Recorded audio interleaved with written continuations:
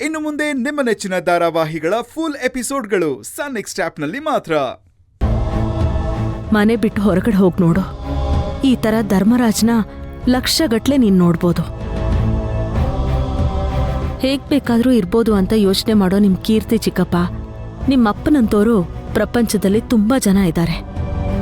ಇವ್ರ ಹತ್ರ ಎಲ್ಲ ಬರೀ ದುಡ್ಡಿದೆ ಅಷ್ಟೇ, ಒಳ್ಳೆ ಚಿಂತನೆ ಇಲ್ಲ. ಅದನ್ನೆಲ್ಲ ಅವ್ರಿಗೆ ಯಾರು ಹೇಳ್ಕೊಟ್ಟಿ ಬೆಳೆಸಿಲ್ಲ. ಅದರಲ್ಲಿ ಸಾಮಾಜಿಕ, ಧಾರ್ಮಿಕ, ಆಧ್ಯಾತ್ಮಿಕ ಎಲ್ಲಾನು ಸೇರಿಸಿ ಅವಳು ಹಾಗೇ ಇರ್ಬೇಕು ಅಂತ ಚೌಕಟ್ಟಲ್ಲಿ ಅವಳನ್ನ ಕೂಡ್ ಹಾಕಿದ್ದಾರೆ.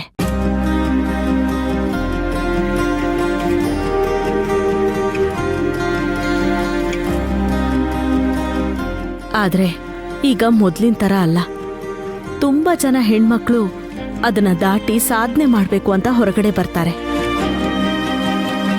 ಪ್ರತಿಯೊಂದು ಹೆಣ್ಣು ಸ್ವತಂತ್ರವಾಗಿ ಹೇಗೆ ಬದುಕಬೇಕು ಅಂತ ಚಿಕ್ಕ ವಯಸ್ಸಿಂದಾನೇ ರೂಢಿಸ್ಕೋಬೇಕು. ನಮ್ ಗಹನ ಎಷ್ಟೋ ವಿಷಯಗಳನ್ನ ತಿಳ್ಕೊತಾ ಇದ್ದಾಳೆ. ಅದು ಅವ್ರ ಅಪ್ಪನ್ಗೂ ಗೊತ್ತಿಲ್ಲ. Horse riding, marshal arts, singing, dancing ಈ ತರ ತುಂಬಾ ವಿಷಯದಲ್ಲಿ ಇನ್ವಾಲ್ವ್ ಆಗಿದ್ದಾಳೆ.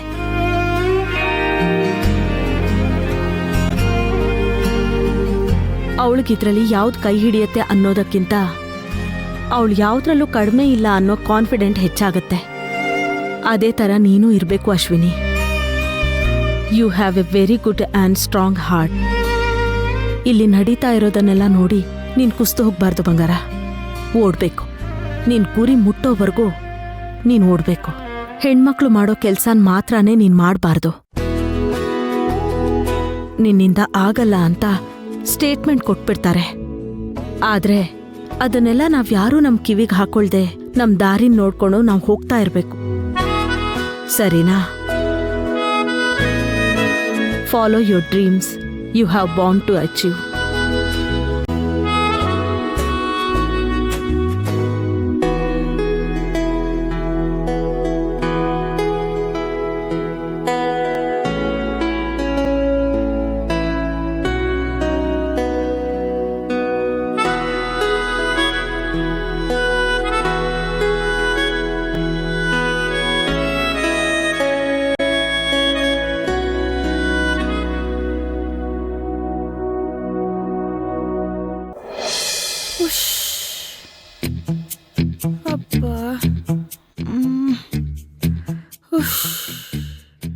ಅಪ್ಪ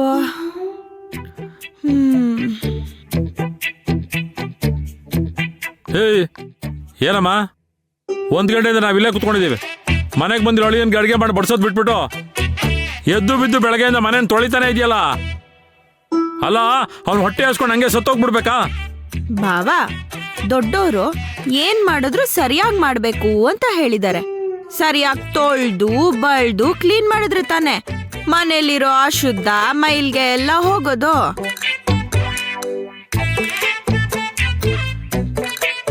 ಅದು ಅಲ್ದೆ ಇಷ್ಟ್ ದೊಡ್ಡ ಮನೆನ ಕ್ಲೀನ್ ಮಾಡ್ಬೇಕು ಅಂದ್ರೆ ತಮಾಷೆನ? ಅದನ್ ಬಿಟ್ಟು ಆಯ್ತಾ ಆಯ್ತಾ ಅಂದ್ರೆ ಹೆಂಗ್ ಮಾಡಕ್ಕಾಗತ್ತೆ ಹೇಳಿ? ಯಾಕಮ್ಮ, ಈ ಮನೇಲಿ ನೀನು ಒಬ್ಳೇನ ಇರೋದು? ಅವಳಲ್ಲಿ ಭಾರ್ಗವಿ ಬಂದ ತಕ್ಷಣ ಒಳಗೋಗಿ ತೂರ್ಕೊಂಬಿಟ್ಲಾ? ಕರೆಯಮ್ಮ ಅವಳನ್ನ. ಅಯ್ಯೋ ಬಾವಾ, ಭಾರ್ಗವಿ ಅಕ್ಕನಾ?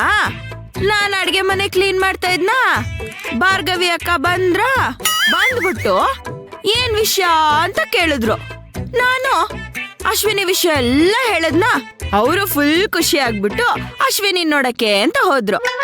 ಅಶ್ವಿನಿ ನೋಡಕ್ ಹೋದಾಗ ಮುಟ್ದಿರ ಇರಕ್ಕಾಗತ್ತಾ? ಅಶ್ವಿನಿನ್ ಮುಟ್ಟಿಸ್ಕೊಂಡಿದ್ದಾರೆ. ಅದಕ್ಕೆ ಸ್ನಾನ ಮಾಡ್ಕೊಂಡು ಆಚೆ ಬಂದಿದ್ದಾರೆ. ಅಯ್ಯೋ, ನನ್ ಮಗಳು ತರ್ಲೆ ಗೊತ್ತಲ್ಲ, ಓಡೋಗಿ ದೊಡ್ಡಮ್ಮ ಅಂತ ತಪ್ಕೊಂಡ್ಬಿಟ್ಲು.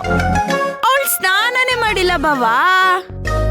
ಅಯ್ಯೋ, ಮತ್ತೆ ಮೈಲ್ಗೆ ಆಗೋಯ್ತು ಅಂತ ಪುನಃ ಸ್ನಾನ ಮಾಡಕ್ಕೆ ಅಂತ ಹೋದ್ರು. ಇನ್ನು ವಾಣಿ ಅಕ್ಕ ಪಾಪ, ಇಷ್ಟು ದೊಡ್ಡ ಮನೇಲಿ ಇಷ್ಟು ಜನ ಇದೀವಿ, ನಮ್ ಎಲ್ಲಾರ್ ಬಟ್ಟೆನೂ ರಾಶಿ ಗುಡ್ಡ ಹಾಕೊಂಡು ಹೋಗಿತಾ ಕೂತಿದ್ದಾರೆ. ಇನ್ನು ಐಶ್ವರ್ಯ ಮದ್ವೆ ಮಾಡ್ಕೊಂಡು ಪಾಪ ಮೊದಲನೇ ಸತಿ ಗೆಸ್ಟ್ ಆಗಿ ಮನೆಗ್ ಬಂದಿದ್ದಾಳೆ. ಅವಳ ಕೈಯಲ್ಲಿ ಕೆಲಸ ಮಾಡ್ಸೋದಿಕ್ಕಾಗತ್ತಾ? ನೀವೇ ಹೇಳಿ. ಅದಕ್ಕೆ ಎಲ್ಲ ಕೆಲ್ಸದ ಜವಾಬ್ದಾರಿನೂ ನಾನೇ ತಗೊಂಡ್ ಮಾಡ್ತಾ ಇದ್ದೀನಿ ಭಾವ. ಅಣ್ಣ ಇವಳು ನಮ್ಮನ್ನ ಕಿಂಡಲ್ ಮಾಡ್ತಾ ಇದ್ದಾಳೆ.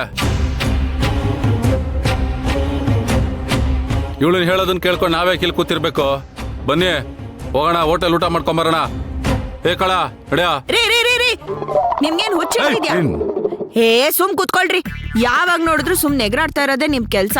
ಪಾಪ ಮನೆಗ್ ಬಂದಿರೋ ಹೊಸ ಅಳಿಯ, ಅವನನ್ನ ಕರ್ಕೊಂಡೋಗಿ ಹೊರಗಡೆ ಊಟ ಮಾಡ್ಸಕ್ಕಾಗತ್ತಾ?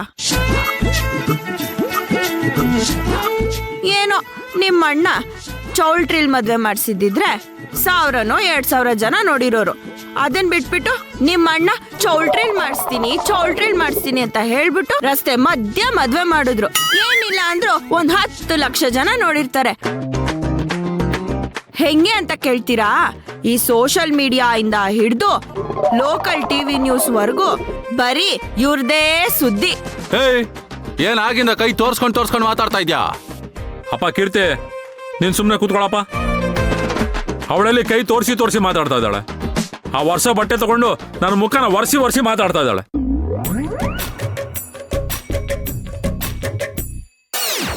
ಅಯ್ಯೋ, ಕ್ಷಮಿಸ್ಬಿಡಿ ಬಾವ, ಗೊತ್ತಾಗ್ಲೇ ಇಲ್ಲ. ಮನೆಗ್ ಬಂದಿರೋ ಅಳಿಯ ಹೋಟ್ಲಿಗೆ ಕರ್ಕೊಂಡೋಗಿ ಊಟ ಮಾಡಿಸಿದ್ರೆ ಊರಿನ ಜನ ಎಲ್ಲ ಏನಂತ ಮಾತಾಡ್ಕೊಳಲ್ಲ. ಮದ್ವೆನೆ ಒಳ್ಳೆ ತಿರ್ಬೋಕಿಗಳ ತರ ಬೀದಿಲ್ ನಿಲ್ಸ್ ಮಾಡಿದ್ರು. ಅಳಿಯ ಔತ್ನಕ್ಕೆ ಅಂತ ಮನೆಗ್ ಬಂದ್ರೆ ಮನೇಲ್ ಮಾಡೋ ಯೋಗ್ಯತೆ ಇಲ್ದೆ ಹೋಟ್ಲು ಕರ್ಕೊಂಬಂದಿದಾರಲ್ಲ ಅಂತ ಜನ ಮಾತಾಡಲ್ವಾ ಭವ?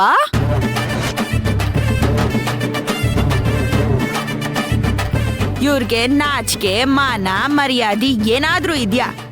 ಇವ್ರಿಗೆ ಯಾಕೆ ಬೇಕು ಬಿಳಿ ಶರ್ಟು ಪಂಚೆ ಅಂತ ಮಾತಾಡ್ಕೊಳ್ಳೋದು? ನಾನು ನೋಡ್ತಾ ಇದ್ದೀನಿ, ಅವಾಗ ತೆಗೆದು ಬಿಟ್ಟಾರೆ. ನೀನ್ ಕೂತ್ಕೊಳ್ರಿ, ಸುಮ್ನೆ ಕೂತ್ಕೊಳ್ರಿ. ಹೇ ಕೀರ್ತಿ, ಕೂತ್ಕೊಳ್ಳಯ್ಯ. ಇವನೊಬ್ಬ. ಇವಾಗ ನೀವೇನಾದ್ರೂ ನನ್ನನ್ ಮುಟ್ಟಿದ್ರೆ ಮತ್ತೆ ಸ್ನಾನ ಮಾಡ್ಬೇಕಾಗತ್ತೆ. ವಾರಕ್ಕೊಂದ್ಸತಿ ಸ್ನಾನ ಮಾಡೋದೇ ಹೆಚ್ಚು.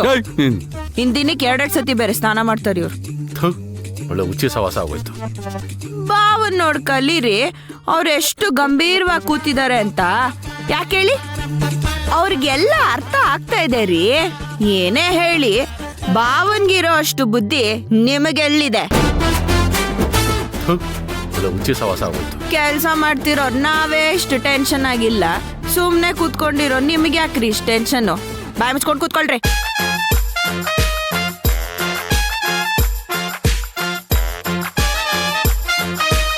ಬಾವಾ, ಒಂಚೂರ್ ಕಾಲ್ ತೆಗಿತೀರಾ? ಅಲ್ಲಿ ಮೈಲ್ಗೆ ಇದೆ ಬಾವಾ, ನೋಡಿ ಕಾಣಿಸ್ತಾ ಇದೆ. ಕೀರ್ತಿ, ನೀನ್ ಹೆಂಡತಿ ಬಾಳ ಆಡ್ತಾವಳೆ ಕಣ. ಆಡ್ಲಿ. ಓಹೋ ಬಂದ್ರಲ್ಲಪ್ಪ, ಸಾರಥಿ ಜೊತೆ ಬಾರ್ತೀನೋ? ಊರಿನ ಗೌಡ್ತಿ. ಏಯ್ ನಿಂತ್ಕೊಳ್ಳಿ ಅಲ್ಲೇ. ಏಯ್ ಬಾರೋ ಈ ಕಡೆ. ಹೊಸ ಬಟ್ಟೆನಾ? ಒಳಗಡೆ ಹೋದ್ವಾ ಕೊಟ್ವಾ ಬಂದ್ವಾ ಅಂತ ಇರ್ಬೇಕು.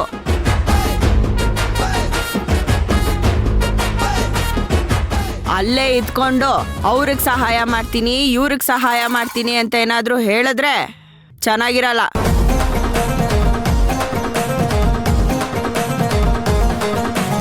ಮನೆಗ್ ಬಂದಿರೋ ಅಳಿಯ ಪಾಪ ಹೊಟ್ಟೆ ಹಸುಕೊಂಡು ಕವ ಅಂತ ಕಾಯ್ತಾ ಇದ್ದಾನೆ.